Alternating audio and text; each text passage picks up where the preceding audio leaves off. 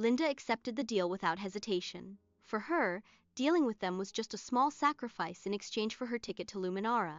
At that point, the conversation was clear. Linda would remain a secondary member of the family, as long as she gets the education she needs. When Nancy heard that Linda was also going to attend her school, she suddenly sobbed again. Nancy probably thought she was the only star in the school.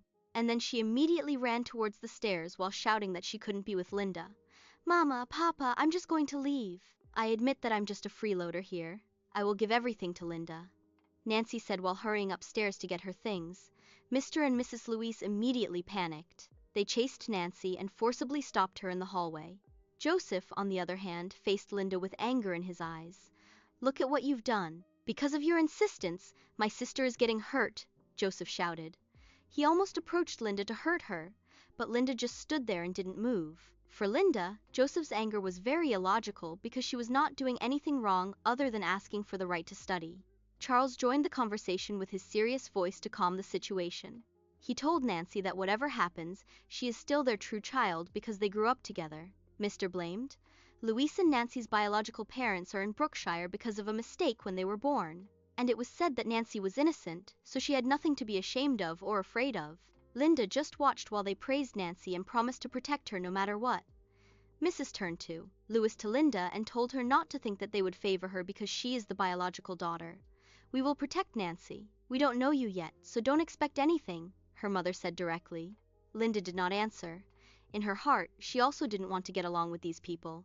If Nancy wanted to make a drama and pretend to leave while waiting to be stopped, Linda didn't care about that. What was important to her was that she had already obtained the signature for her school transfer, and nothing can stop her from taking residency. After the tension in the hallway, Mrs. Louise accompanied Linda to look at the vacant rooms in the mansion. While they were walking, Linda couldn't help but be amazed by the size of the house. When he was still in Brookshire, they only slept in the storage room, with his best friend in the orphanage. When he moved to the school dorm, 12 of them shared a cramped room. Here in the Louise mansion, even the smallest guest room is bigger than where she used to live. Nancy suddenly appeared beside them. Her eyes were dry, but sadness was still evident on her face. "Linda, I owe you a lot because of what happened. If you want, you can just take my room," Nancy offered while looking at her parents. Linda knew that Nancy was just doing this to appear like a martyr and regain the family's sympathy. Before Linda could even answer, Mrs. Louise's head immediately became hot. It scolded Nancy because of her excessive kindness and faced Linda with a reproachful look as if it was Linda's fault why Nancy offered. "Mom, I didn't say I wanted her room," Linda said directly to end the drama. He turned his gaze to the doors and pointed to a room in the highest part of the mansion. He said that he would take that because its location was good and it was surely quiet. In Linda's mind, that was the most strategic place for her to study without disturbance. He doesn't need the most elegant design, he needs silence for his mock exams. Before she entered her new room, Mrs. Louise and she suddenly stopped, and her voice became emotional. She asked Linda if she could be called Mama. Linda was stunned. With all the time she had been treated like a stranger, she did not expect this request. Because of fatigue and to end the conversation, Linda forced a smile. Linda immediately turned around and entered the room, irritated with herself because she felt that the moment was very awkward. After closing the door, she stared at her books. That was the real reason why she was there. Not for forced bonding with a family that doesn't accept her. Early in the morning, Linda was already awake to arrange her things for her first day of school in Capital City. When she went down to the living room, she found her family eating breakfast. Mr. told her, "Louise and Nancy think that she should apologize properly to Linda because of what happened the other day." But before Nancy could speak, Joseph interjected. Joseph said, "Nancy doesn't need to apologize because she didn't do anything wrong. Linda just let the conversation go because she had no intention of arguing about manners." Linda's problem was how she would get to school. Because they were inside Villa District, an elite residential area, no taxis or public transport passed in front of the mansions. You have to walk a very long way before you can get out of the gate. Because Mr. Lewis noticed that Linda was late on her first day, so he decided to have Linda go with their neighbor, Ethan Miller, who was also going to the same school. Ethan Miller was a tall man with a serious face, and obviously came from a wealthy family. Linda knew that Ethan was the one Nancy wanted to marry in the future, and according to the rumors, the Miller and Lewis families had already talked about an arranged marriage. Jealousy was evident on Nancy's face when she saw Linda getting into Ethan's car. Nancy wanted to come along, but Charles told her that he and his siblings should go ahead because they still had to pass by somewhere. Inside the car, Linda didn't talk much. Ethan was the one who broke the silence. He asked Linda if she was the distant relative that Nancy was talking about. It seems that the information Ethan got from Nancy is that Linda's academic foundation is weak, because she comes from the province. Ethan told Linda not to be too pressured, because it's really difficult to catch up with the students in Capital City. Linda just didn't say anything and looked out the window. She was thinking that it was better for them to think she was weak so she wouldn't be disturbed in her studies. Ethan's car stopped in front of the school building, which looked like a modern museum because it was so beautiful. Before Linda got off, Ethan reminded her again not to be discouraged if she had difficulty with the lessons. Linda thanked him and immediately walked towards the admission office to take care of her section assignment. Upon entering the office, the registrar looked at her papers from Brookshire and immediately frowned as he read her record. Linda was told by the staff that based on their assessment, the gap was too wide of the curriculum of the province compared to the capital city. According to them, the foundation of students from distant places is weak, so he cannot be put in the enhancement class first. This class is for top students who are being prepared for Luminar University. They offered Linda to attend regular classes first so she wouldn't be pressured and could adjust slowly. At that point, Linda asked what score was needed to be able to enter the enhancement class. The staff said that the threshold was 600 points. Linda also found out that Nancy, even though an art student, was included in the enhancement class. The explanation given to her was that Nancy had been there for a long time and had a good relationship with the group, so she was not transferred even though her focus was not really academics. Linda was also warned not to try to destroy the student organization in the top class. By forcing her way in there, Linda did not argue even though she knew that her score in Brookshire was 650 points, which was higher than the required threshold. He thought that if he entered a regular class, he would get less attention from people. It would be easier for him to study alone in the corner while the Louise family or Nancy's friends wouldn't bother him. He received the registration form for the regular class. He took his schedule and began to look for his classroom, carrying the determination to surpass everyone in the coming exams. After getting her schedule, Linda looked for room 302. When she arrived in front of the door, she saw a teacher busy arranging things. "This is Miss Perry, the advisor of the regular class." The coordinator who took care of Linda earlier brought her and introduced her to the teacher. She said that Linda was the new transfer student from the province. Miss Perry nodded and let Linda into the classroom while the students began to sit down. "Let's start. Introduce yourself to your classmates first," Miss Perry ordered while pointing in front of the class. Linda stood in the middle, carrying her bag and her serious expression. She did not smile. She only gave a direct look to her new classmates. "Hello to all of you. I am Linda Walker from the province of Brookshire. I hope we all get along in the next 6 months." Her short statement. She didn't add any other personal details because she didn't want to give a reason for being scrutinized, but the class did not become quiet. Whispers immediately arose in every corner of the room. Linda heard some students asking if the Walkers were rich or if they were a well-known family in the province. Others wondered why she moved to Capital City in the middle of the school year. They said that the people from Brookshire were hardcore in studying. "Why did she move here?" a man whispered from behind. There were also those who were laughing and seemed to belittle her being a provincial. "It is thought that maybe she is not smart, that's why she ended up in a regular class." Linda didn't wait for the whispers to end. She scanned her eyes around the classroom to look for a seat.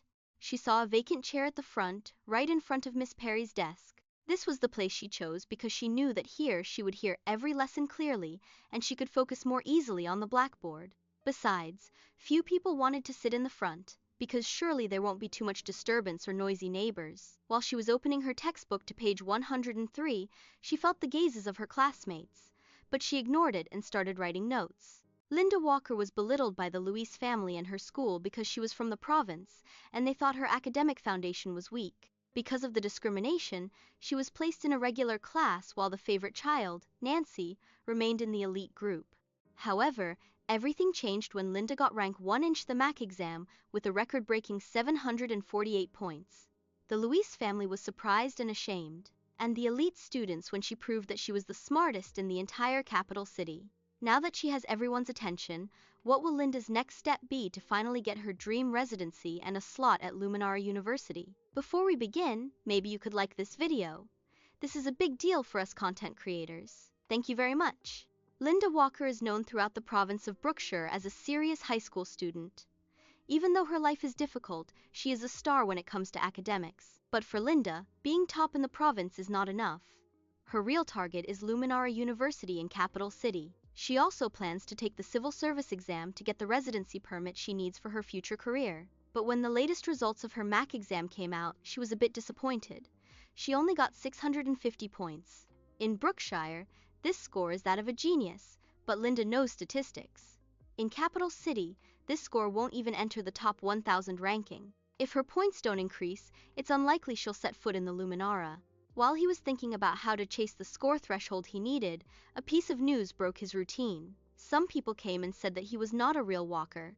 There was a mistake at the hospital when he was a baby, and they were accidentally switched with another child. And her real family is the Louise, one of the richest families in Capital City. In other words, she turned out to be a rich kid who grew up in the wrong place. Instead of being emotional or crying because of this news, Linda became very practical. He didn't think about the lost 18 years or how rich his biological parents were. The first thing that came to his mind was the advantage of moving to the capital city. When he lives there as a Luis, it will be easier for him to get a residency permit, and he will have access to a better quality of education and teachers. He will use this situation to reach the 700+ points that he needs to shine. He decided to go to capital city, but in his mind, it was not to start a family or to bond with his real parents. Linda's mindset was simple. She would go there to take the college entrance exam under the capital city registration, will get the residency, and when everything is finished, he will also return to Brookshire.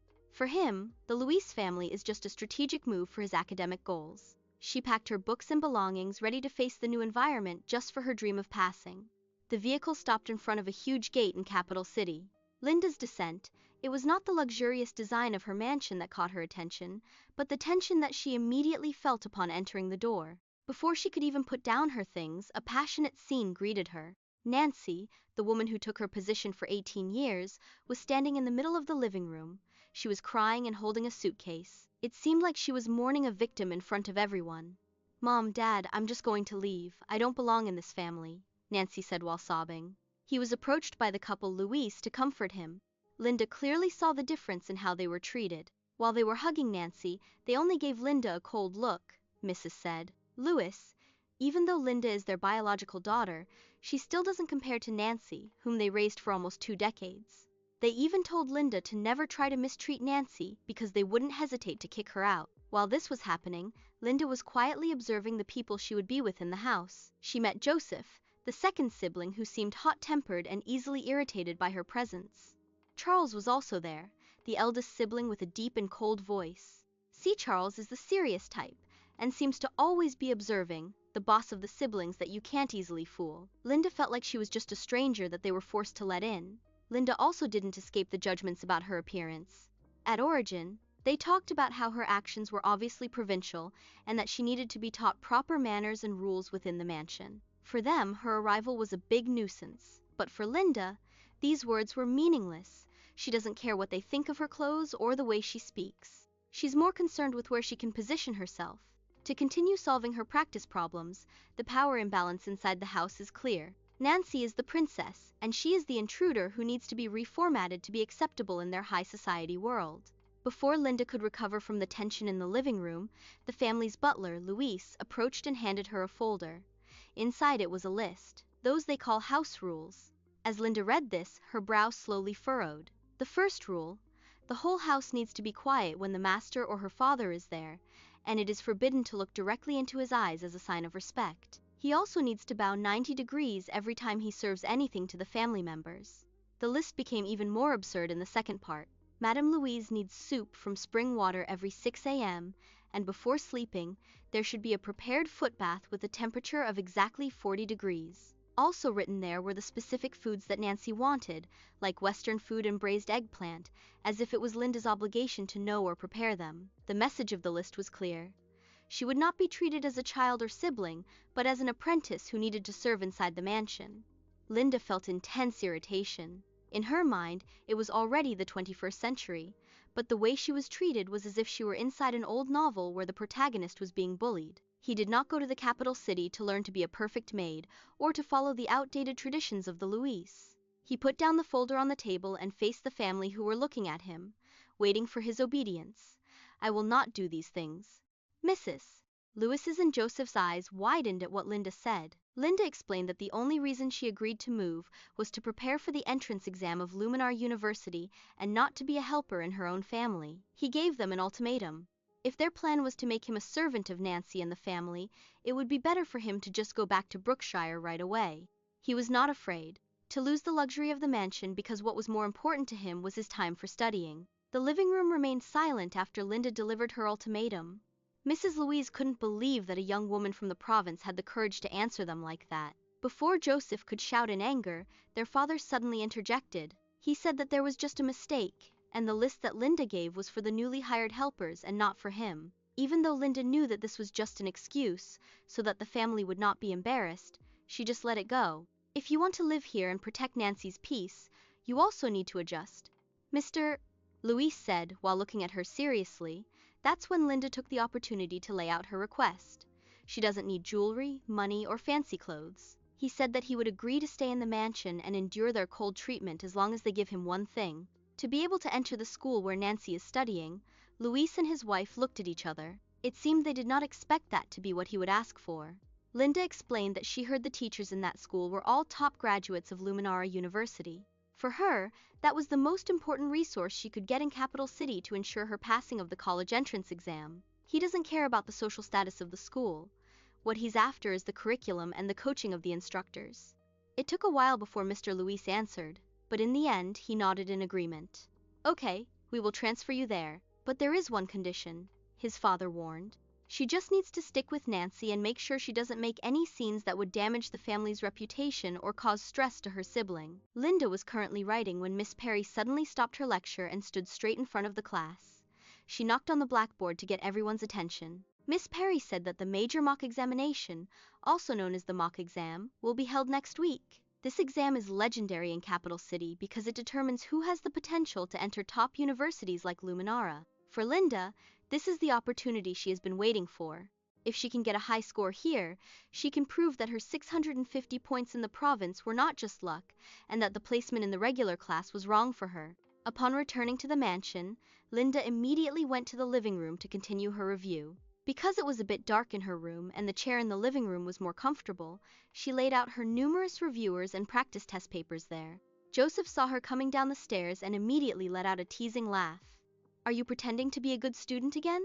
Well, you're already in a regular class and you're still working hard, Joseph said while looking at Linda's notes with disdain. Nancy also approached and interjected in the conversation. She said that Linda should not be pressured too much because she might get sick from studying too much. But Linda felt that the tone was an insult. Mrs. Louise suddenly came out of the kitchen and brought a snack for Linda. It's still a bit awkward how she acts, but it's obvious that she's trying to be supportive as a mother of a mother.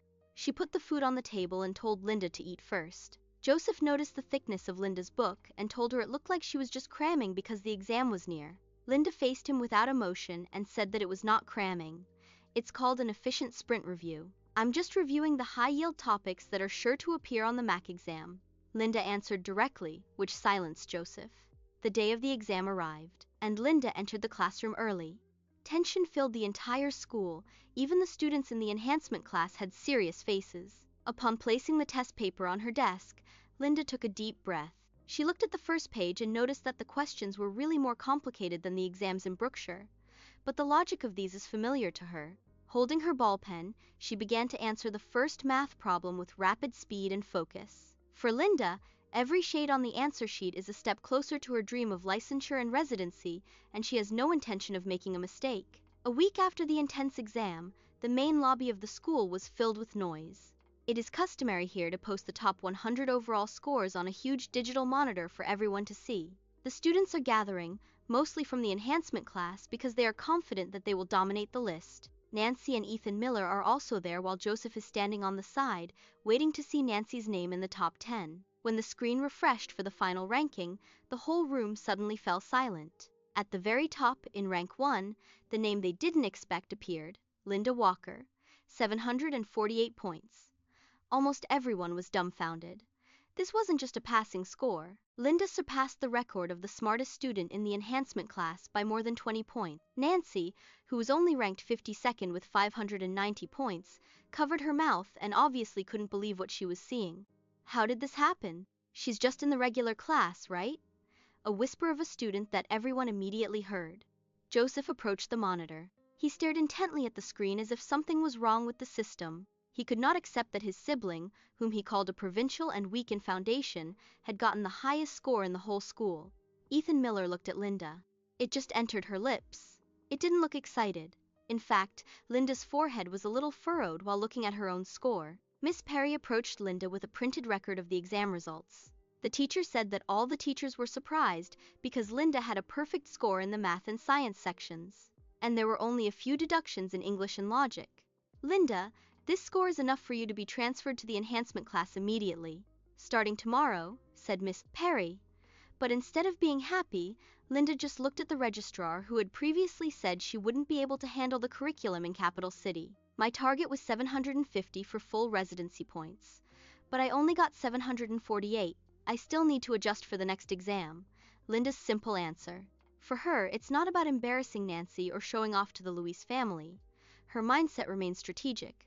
2 points are still missing for her target. Linda left the lobby while the students continued whispering, and Nancy is starting to become emotional again because of extreme shame. When Linda returned to the mansion, the surroundings were noticeably quieter than usual. She found Mr. and Mrs. Lewis in the living room with Joseph, who had been staring at his phone with a bad look. Even before Linda could go to her room to continue studying, Mr. Lewis's cell phone suddenly rang. It was a call from the school principal. While her father was listening, the expression on his face slowly changed, from shock to disbelief. Rank 1? In the whole school wide? Are you sure? Mr. Lewis asked. On the other line, when he hung up the call, he faced Linda with a mixture of respect that he had not shown before. He explained to Mrs. Louise, who not only passed Linda but also erased the school record and defeated all the elite students in Capital City. Mrs. Louise, who used to prioritize only worrying about Nancy, stood up and didn't know how to approach Linda. He admitted that their treatment of their biological daughter was wrong, especially since it was proven that she was smarter than they expected. Because of this news, the conversation at the dining table became heated. Nancy did not come out of her room. Joseph said that he felt bad and had a headache because of the stress of the exam. Joseph even tried to downplay Linda's achievement. It might just be luck, or the questions might just be easier in the regular class, Joseph quipped. But Mr. immediately shut him down. Louise said that there is only one set of exams for everyone, and Linda is rank 1 in the overall ranking, not just in her class. Mr. decided.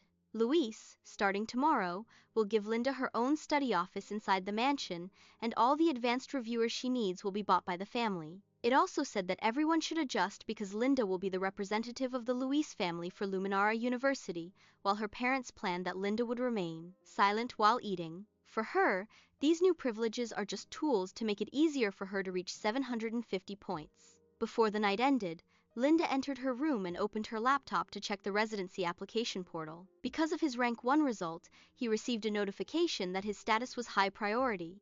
He did not give in to the praise of his parents. He knew that the attention he was getting now was just a result of his score, and he needed to maintain it so that he wouldn't lose leverage inside the house.